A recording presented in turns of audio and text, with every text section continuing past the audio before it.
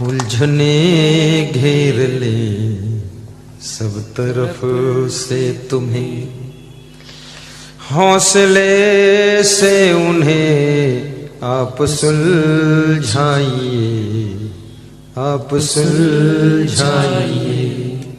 हौसले से सुलझाना है। डर जाओगे, घबरा जाओगे तो उलझन नहीं सुलझेगी, उलझन बढ़ेगी। थोड़ा हौसला रखो। हौसला चाहिए इंसान को। हैरानी में बना हुआ काम बिगड़ जाता है नादानी में, नादानी में। हौसला बुलंद होना चाहिए। बुझ गई शम्मा तो जल सकती है,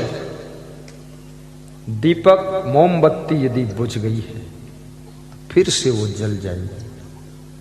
माचिस निकालिए, जलाइए, जलेगी। बुझ गई शम्मा तो जल सकती है, किश्ती हदे तूफान से पार निकल सकती है। किश्ती नाव को कहते हैं। नाव अगर तूफान में फंस गई है, धैर्य रखो, पार हो जाएगी। किश्ती हदे तूफान से पार निकल सकती है। ध्यान देना। बुझ गई शम्मा तो जल सकती है, किश्ती हदे तूफान से पार निकल सकती है। ए मुसाफिर मायूस न हो और इरादे न बदल, तकदीर किसी भी वक्त बदल सकती है, तकदीर किसी भी वक्त बदल सकती है। आज तुम गरीबी में गुजर रहे हो, ये मत सोचना कि हमेशा मैं गरीब ही रहूंगा।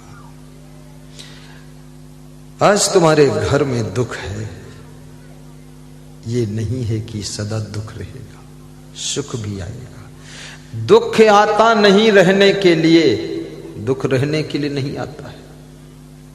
वो तो मेहमान बनकर आता है, तुम्हारी पहचान करने के लिए आता है कि तुम लौह पुरुष हो कि मिट्टी के धोंधा हो, तुम सह पाओगे कि नहीं सह पाओगे। इसलिए दुख तुम्हारी पहचान के लिए आता है कि तुम्हारे में कितनी सामर्थ्य है, कितना सह सकते हो। दुख आता नहीं रहने के लिए, बात रह जाती है सिर्फ कहने के लिए। जब दुख आता है तो दुख में तुम्हारी भी पहचान होती है और तुम्हारे रिश्तेदार और मित्रों की भी पहचान होती है कि कौन काम आने वाला मित्र है और कौन केवल चाय पीने वाला मित्र है, उसकी भी पहचान हो जाती है। दुख आता नहीं रहने के लिए, बात रह जाती है सिर्फ कहने के लिए। प्यार और पीर दो किनारे हैं जिंदगी के। जिंदगी में दो किनारा है। कभी संसार से तुमको प्यार मिलता है और कभी इस संसार से तुमको पीड़ा मिलती है। इस संसार रूपी नदी के दो किनारे हैं। एक किनारा है जिसका नाम प्यार है, दूसरा किनारा जिसका नाम पीड़ा है। तो कभी इस दुनिया की नदी में आपको प्यार भी मिलता है और कभी कभी पीड़ा भी मिलती है। दो किनारे। दुख आता नहीं रहने के लिए, बात रह जाती है सिर्फ कहने के लिए। प्यार और पीर दो किनारे हैं, जिंदगी धार है बहने के लिए, जिंदगी धार है बहने के लिए। जिंदगी की धारा प्यार और पीड़ा के किनारों के बीच में बहती है।